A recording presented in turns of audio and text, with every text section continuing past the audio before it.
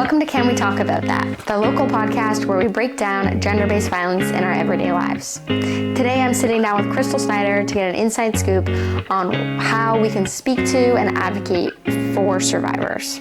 I know that many of us have survivors in our everyday life, and sometimes we don't know if we're saying the wrong thing, if we're saying the right thing, and what we can do to truly support them. Before we get into today's conversation, just another heads up that we will be talking about topics like abuse, trauma, and violence. So please just take care of yourself while listening. If you do need extra support, you can call the DASO crisis phone line. The toll-free number is 1-800-265-1938. For today's episode, I'm sitting down with Krystal Snider once again for our second episode together. This one is called Beyond Just Leave, Real Support for Survivors. So I thought I'd bring you on to kind of get an in-depth conversation of how to talk to survivors, how to support them as friends and family. I think it's been touched on through a couple of our episodes, but I've never fully dove into it. So you are a person today to talk to about it. Thank you. Can you maybe just introduce yourself and how you fit within this world again? For sure. So again, thanks for having me again. Very excited to be here. So my official title is Executive Disruptor, and I run a private training and consulting company that helps communities mobilize their responses to human trafficking and or forms of gender-based violence. My history of the work is about 15 years in the women serving nonprofit sector, and then 5 years in consulting, where I used my lived experience as a survivor of trafficking and other forms of gender-based violence, and somebody who's worked in nonprofits. So that's kind of what brings me, here into this work. Yeah. So I'm really excited to have you on to talk about this one. Okay, so to start our episode, can we just generally talk about like supporting survivors? I think all of us like to think we know what to do, but I think that generally we're getting it wrong. So what does it really mean in practice and just in our everyday life to show up for survivors? Yeah, I think the reality is like most people are doing that every day. Like most people, I think part of just relationship in general is supporting people through hard things. Sometimes, I think two things happen. Sometimes we do get it wrong, or sometimes we do nothing because we're afraid to get it wrong. Fair. And so I think those are two of the like common things that we have to reflect on as people who are supporting other people. I think human nature is to come with judgment because that protects us in a lot of ways from really sitting with the pain of what this person is experiencing. But that's probably one of like I don't want to say the worst, but like one of the most negatively impactful things to show up with is a judgment about somebody else's circumstance. So I think like a lot of support needs to be self-reflective, and how can I meet you where you're at without blaming you for what's happening. Yeah. Well, and I think a lot of us enter that mode because we don't want to deal with it. And that's it. It's not, I don't think it's because anybody wants to be mean or wants to provide bad support. It's painful. Right.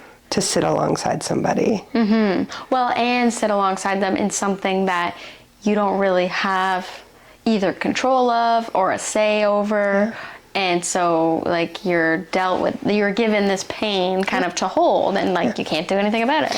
And the pain also comes out in a variety of ways. So when somebody is living in violence, they're, in the nonprofit world, it's called complex case management. So when somebody has experienced a lot of trauma, we call it a complex case.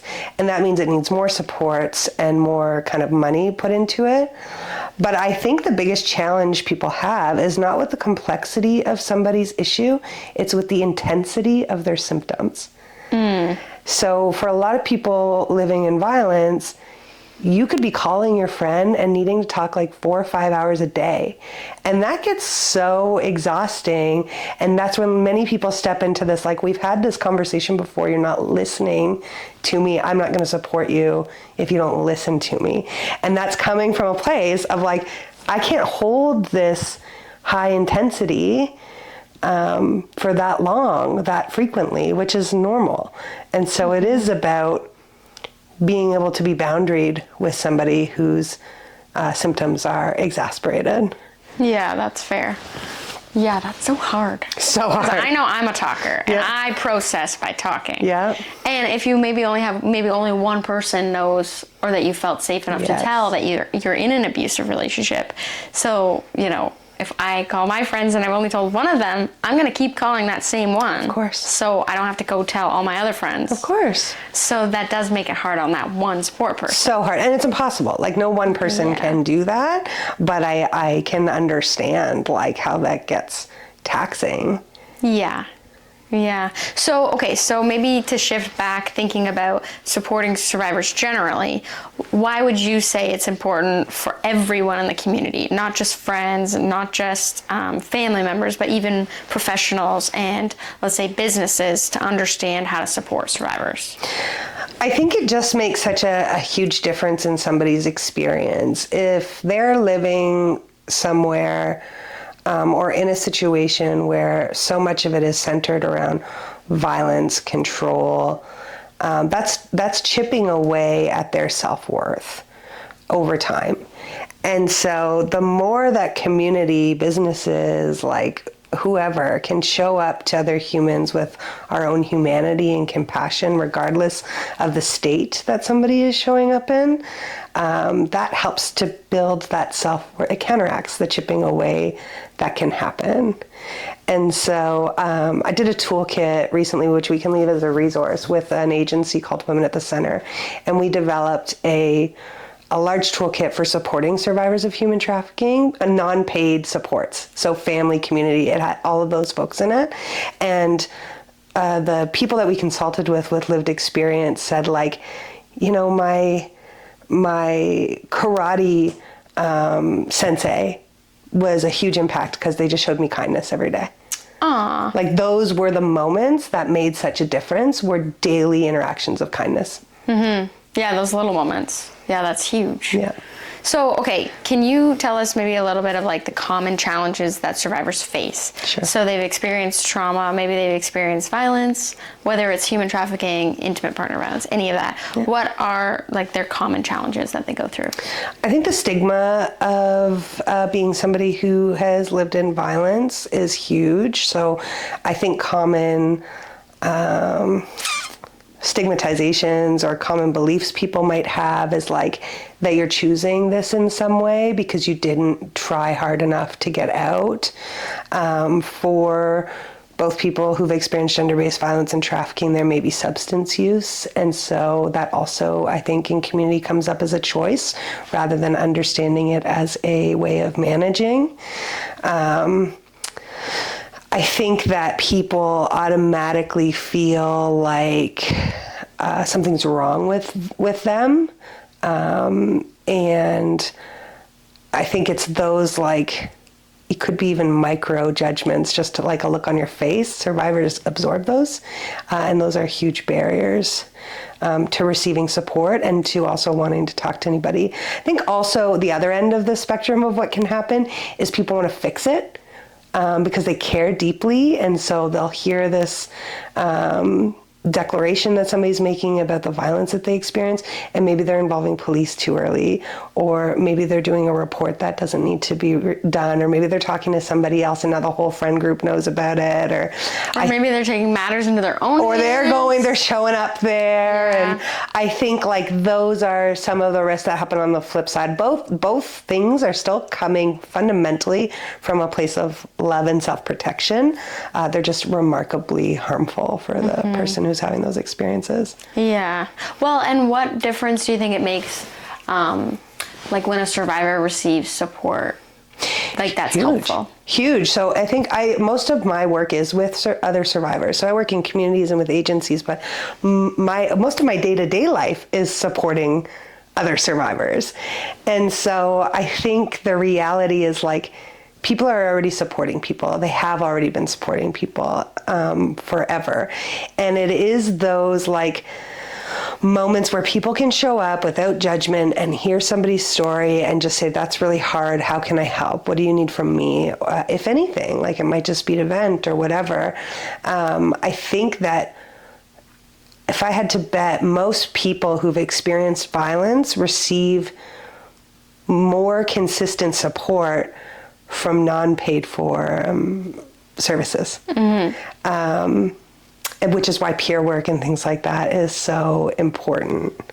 Well, and just general public too. Yeah. This is why general public needs this education. So for me, when I was trafficked, I was a teenager, and people always ask, like, how did you get out? Like, they're wondering some big story. And I don't have, like, the police didn't come rescue me. There was none of that. I had, like, friends' moms who would let me sleep on their couch on the weekend. I met these two brothers that ran a restaurant that let me work for them. I had other women that I met through volunteering, through community, that mothered me in some way. And it was over years of having those types of relationships that I could access as needed and know that they were safe landing spots that made all of the difference in my journey, and still continue to. Even though I get formal therapy, it really is the community, my broader community, that has had the biggest impact on my healing. And for somebody who's experienced gender-based violence or trafficking, your trauma is in a relationship, and that's hard. And so it's hard to have a relationship with other people because you don't trust anybody. And so being able to lean in micro moments on people's kindness is actually repairing the brain from those experiences. Interesting. Well, and you're right, when it's in a relationship, and also maybe you're like starting to do the work and you're realizing like, oh, that's not normal, that's not right. And then what is normal? What is right? I don't know what it's supposed to look, because relationships are hard. There is going to be conflict. There is going to be all these things. But yeah, that's tough. And healing from that type of trauma is like, to your point around like, I don't know what's normal, I don't know what's not. It's like learning to walk. So like movies will tell us that kids just get up and walk and they have their first steps and it's amazing. I've had two kids and like, that's not really how it happened. They went like they cruised on the furniture, then they went like a step and fell down, then they did two and fell down. Yeah. Like, and then you get up and then you fall down and then you walk a little bit longer and then you can run. Like that is what healing from that type of trauma is. And like, it can take years and years and years. So each time you're in a relationship with anybody, like a friendship or a community support, you're not sure what's safe and what isn't. So you're going to mess it up a little bit until you kind of build that muscle. Right. Well, and I think too, for the general public, like what we see in movies is that survivors do just get up and they're perfect and they don't do drugs and they're, you know, this perfect victim that gets up and is able to walk again. Yeah. And that's just not how it goes. And that's kind of doing us, it's just, it's hurting us because it's not teaching us what to do with survivors and how to support them, because it's giving us these like unbelievably high expectations of what they should and shouldn't do. Definitely. And I think a lot of it also comes down to like culture and the way we're raised and like the communities we're raised in, because tough love is a strategy that a lot of people believe is the best model of support, right? And that sometimes is cultural, sometimes it's not. The reality is tough love is not one of the interventions that we should employ. However, there's elements of the boundaries that come with tough love that can be supportive. Right. So what would that look like? It's hard, right? So that could look like, I'm here for you. I want to be here to support you. And I can only talk for 45 minutes. And then we have to trust that this person is going to be okay, or they'll use strategies to get their needs met somewhere else. I think there's that, and I think there's also a gentle way of leaning in, especially as friends or as parents or as like aunties or cousins. It's not our job to be therapists when we're supporting somebody through a trauma. And so it's also okay to say, like, I hear what you're saying. Here are some powers that I think you have in terms of options. Like, is that something you're interested in? It's about asking the person's consent and thoughts. It doesn't mean that you can't say to somebody, oh, on the outside looking in, I think you could do this, or I wonder about this support that's available to you. It's also okay to say to somebody, I've given all of the like referrals or all the information that I know how to give. I'm not sure how else to support you. And so I'm not going to right now because I don't have capacity. Right. Well, and I keep seeing this thing online too. Obviously, my algorithm knows that I love seeing this stuff. But this line, this scripting, that if someone's maybe venting to you, asking them, do you want suggestions and advice, or do you want me just to listen? Definitely. Most of the time, I know I am going to say, I just want you to listen. Yeah. When I managed like people in shelters, that was the number one question I would ask staff is, are you here to vent or are you here for advice? Yeah. And I think that's super cool. And like that gives you an indicator of how to show up. I will caveat that saying when you're in survival mode, you may not know what you need. And so that has to be okay too. If they're like, I don't know, or if they think they want this and then they don't want that, that has to be okay too. Yeah. You got to meet them where they're at. Yeah. And follow their lead. Yeah. So, okay, let's say, because I think this is a common situation that comes up, is maybe one of my friends is, clearly in a toxic or abusive relationship, and I'm watching it from the sidelines and I'm trying to listen, I'm trying to support. But let's say that like my boundaries keep getting crossed and I'm getting tired of watching it happen. And as a friend, like feeling frustrated, because I think this is something that actually happens a lot. Definitely. What would you say to someone who's maybe in that situation? Because I think once we learn, like they were in an abusive relationship, I should have helped more, I should have done this. Yeah. What could you say to that person that's in it now, seeing it? I think like that's such a good question because that is such a common situation that happens. I think like the first thing that comes up for me is that if your friends are venting all the time to you and like something's changed in terms of how frequent or how long or the immediacy of it, that is an indicator that abuse is happening. So it shouldn't be an aha moment after. In terms of the load that it puts on us, it's a lot. And so I think like that idea of self-care, and I don't mean like bubble baths and good food, like those things are important, but I just mean like the ability to turn it off, to not be swirling, thinking about it all the time, and to have some boundaries for your own self has to be okay. I think, if people are reeling and we do know that something's going on, we can be hesitant to put up boundaries because we feel like if we're the only person they told, we're the only one who can support them. When we can have a boundary like, I can only support you for this much time, or this is what I can do today, it does kind of encourage somebody to access other supports as well, to fill their cup, if that makes sense, or to get their needs met. And so I think like collectively understanding you can't be somebody's sole support emotional animal. Like you can only do what you can do and be kind and compassionate to yourself. If you do get to that point where you're feeling resentful towards this person, that's actually less about their behavior and more about the lack of boundary that you're putting up, right? But that's hard to see in that moment. It's so hard. Yeah. But it actually has nothing to do with them and everything to do with the fact that, you didn't address. And so then we harsh address it, or we don't address it and we just kind of fall off the map for somebody and lose a relationship.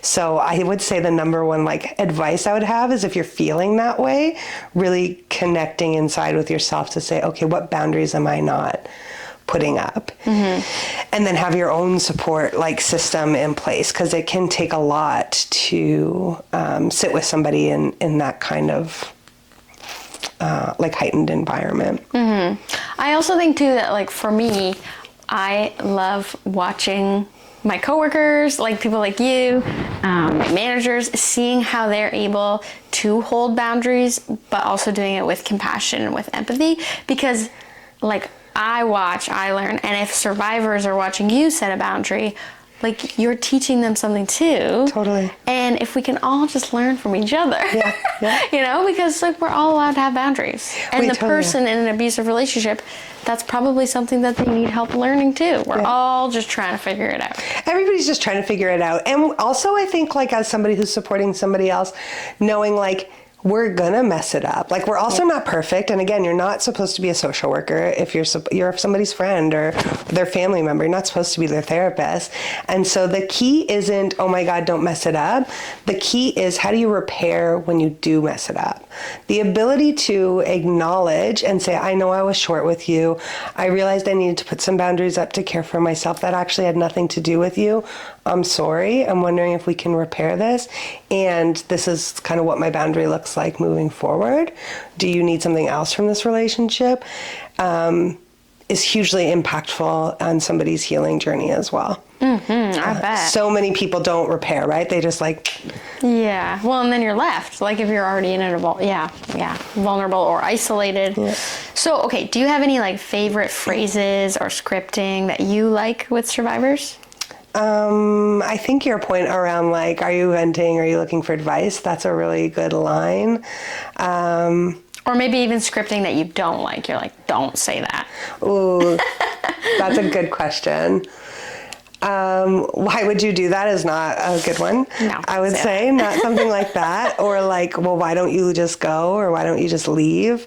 Or anything that's like, how come, like anything that's putting the blame on somebody in their situation of violence, I think is very unhelpful.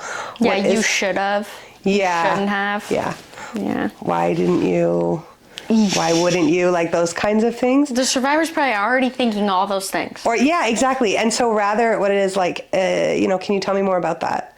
Yeah. That gives us also like, if we can lead with curiosity, it also helps us to understand that, oh, somebody maybe isn't making a choice, or like, here's all the barriers that they're presenting.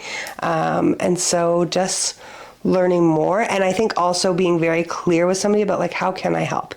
And they may not always know in that moment, but you're giving somebody an opportunity to reflect on what they need. Maybe they'll ask you for it, and then you get to decide if that's something within your like wheelhouse or not. Mm-hmm. And that's okay. Yeah. Well, and you can literally just sit with them to try and help them find other resources Definitely, too. Yeah. I think, and that's kind of, the brain shuts off when you're living in those situations. So having kind of that practical help, the toolkit that we developed, the number like 5 needs that survivors had from their community was very practical support. Like, can you bring me food?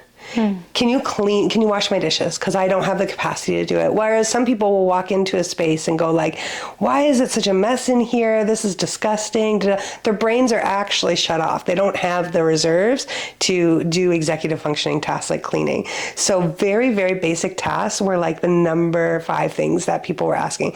Cook for me or with me. Help me clean.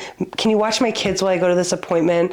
I don't have the ability or maybe the capacity to drive myself to this appointment. Can you do that? And it was literally day to day, like if collectively we could come together and do like executive functioning for survivors, like laundry for the first 90 days after they leave or while they're still in a situation, that would be life changing if it was done with no shame. Yeah. I can't even imagine. Yeah. That would change everything. And we see that happen in other communities. I think about maybe some like Christian or church communities where somebody has a baby and you do all that. You bring them food, but we don't do those things anymore in community like we used to. A lot of people, we don't know our neighbors and those kinds of things. Yeah, we've lost that. Yeah, and we certainly don't, and we used to do it for funerals, but not about, there's so much shame and stigma about violence against women that's not something where people's brains go. No, well, and that blame too, of like, you should have. I hate that. Yeah. Well, and at Dasso too. Like at Dasso now we have Jamie Lynn, our kitchen manager, and she makes the most amazing food. So survivors that are staying there, they don't have to worry about cooking. Yeah. That's huge. They're in the middle of this crisis moment, and they don't have to worry about cooking. I know. That's amazing. And she makes amazing food, and it's healthy food. If Jamie Lynn watches this, I adore that woman and her food. Oh, me too. Well, and if she could just come home with me, that would be great. I know. So, okay, to kind of wrap up maybe our episode, just thinking of this like broader image. Obviously, in Oxford County, we're very close to London, thinking about the hockey trial and EM, and just thinking about like obviously our society too. We've seen a lot of like blame. So, thinking about EM, like the ripple effects when communities either ignore or actively address and support survivors. I think that the ripple effects are huge. So the reason I bring up the Hockey Canada trial is thinking of the ripple effects that that's going to have in survivors not wanting to report, not wanting to tell people, not wanting to come forward.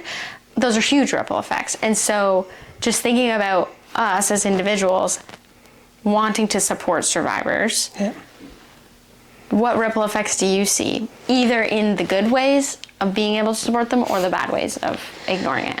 Yeah, I think both things happen. So some of the benefits, I guess, to these types of cases are they do spark this conversation again, right? Although they're not the outcomes that we hope for, they do spark campaigns. A lot of agencies will jump in campaigning, kind of leverage this in order to just get words back out there around like what are myths and realities of violence against women or sexual violence. So I think those are benefits. I think the risks are on so many levels. I know I've supported a few agencies locally as like that's all come up.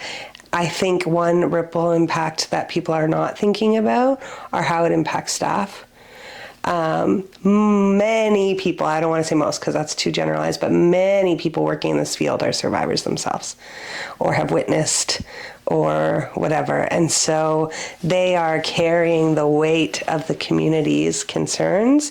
They're also often carrying the weight of the educating of maybe people who still hold on to some of those old beliefs around sexualized violence, or feel that if somebody is not guilty, that means they're innocent. And so I think that's the biggest ripple impact I see, because when the workers aren't well, it's very hard to hold capacity for the people that are on the front lines day to day. And they spend so much of their time in those moments, even educating other survivors who have those beliefs, right? So I would say, like, obviously there are other impacts, but I would say that's the biggest one that doesn't get talked about, is in the field, like. Yeah, that's a really good point. Yeah. Well, and even for me, like I'm in the public education space, and I look at Oxford County and I'm like, ooh, we got some work to do here. Yeah. And that's just, you know, and maybe not even Oxford County, maybe even just with my friends and family. Yeah. And at the dinner table, watching conversations happening, being like, oh no, like you're blaming, or you're, you know what I mean? The myths that are surrounding survivors. Yeah. Like, you're doing everything wrong. And it's so hard, because these are people that you love and you know don't mean harm, No. but have just maybe not access or have not been interested enough to challenge some of those beliefs for many reasons. And I think that is difficult, because then, you go to your safe spaces and you're having to have these conversations. That hits, right, each time on your nervous system. And I think that is like a big challenge, but also really impactful. It also makes me think about the call-in versus call-out culture. I think both have like impacts to being called in or called out. My personal style is call in, because I've just seen more change happen when call in is happening. And so I also think that's an unfair amount of labor that gets put into people in this field or people doing education, is like, oh, I also have to stay grounded to this question and answer it when I'm tired, and like that shouldn't be my job. But I find it is like a more effective way. Meanwhile, you have like the call out stuff kind of happening in the background. So I think those two can couple each other, I guess, in creating change. But it's exhausting. Yeah. Just, okay, and then I'll wrap up this episode. But can you just quickly explain, like, what do you mean by call in? Oh, yeah. So call out culture is like cancel culture, almost. It's like, it is cancel culture. It's like a very direct, hard, like, I'm not engaging in this conversation. You are bad because of your belief and opinion. And so we're going to make sure everybody knows that is kind of the abrupt call out. Humiliate you. That I think of. And that's a very far end of the spectrum. People can be direct without being abrupt, I think. Call in to me means, for me as somebody who practices call in or tries to, I need to understand that most people do not have bad intentions. I think in this work, it can be easy to feel like a lot of people have bad intentions, but generally, people are not asking those questions because they have bad intentions. They're asking those questions because they have a set of beliefs that have been formed for a multitude of reasons. And if they're asking the question, it may be the delivery that needs to be worked on, the way that they're asking it. But I don't think meeting fire with fire is effective. So to me, it is to find out, are they genuinely asking a curious question, or are they showing up for a debate? And so if it's a debate, then I'll just give resources. But if it is a curious question, then I'm happy to have a dialogue and understand from their perspective where it's coming from, and then provide my feedback. Mm-hmm. Well, I think that's a great way to advocate for survivors. Yeah. Like, instead of meeting fire with fire. Yeah. And it doesn't mean like survivors who are meeting fire, like to the people who are meeting fire with fire, like all the power to you, right? Like I get that rage, I get that anger, I get that exhaustion. I think for me, it's just been over more time and more practice and more healing that I've been able to show up in that way. I don't want to minimize when people are in this movement and showing up with that rage, because like I get it. Oh, no. Necessary. 1,000%. Yeah. I think we need options. We do need options. Because sometimes it's family members and they say a bad joke at the dinner table. Yeah. And so an alternative to calling them out and being like, hey, you're a jerk, to this calling in idea of like, oh, can you repeat that? Yeah. And that's always such a good thing, like, I think also because sometimes people can catch themselves like, oh, that's not socially acceptable anymore. Yeah. It's funny because I have two kids. My daughter's 19, my son's 13. And I also have people in my life who are still on their own learning journey who say some very questionable things. And if this was me 6 years ago, when I was the most rad feminist who was showing up at all the things and putting my time into the work and my passion into the work, which is so necessary, I would do call out every time. Mm-hmm. But I think as I've gotten older, as I've been in this field longer, and I've really thought about sustainability, and again learned like most people have I don't have too many people in my life with bad intentions, the more patient I've become to not allowing for poor behavior, but to set up boundaries in a way that are healing rather than hurting, and to be curious about people's intention. Mm-hmm. So, and like this idea that like, you know, I don't have any of that in my life would be so wrong. Like it exists for me too. Yeah, you just live within it differently, I guess. Just looks different now. It's cool. But it is a nice way that maybe we are able to show up for survivors instead of having to be on and ready for anyone to make a comment that we disagree with and fire back at them, because that is exhausting. Yeah. Is this other option to advocate for survivors that is maybe more sustainable? Yeah, and both things need to happen. I often think, again, I'll go back to my daughter being 19 and in university.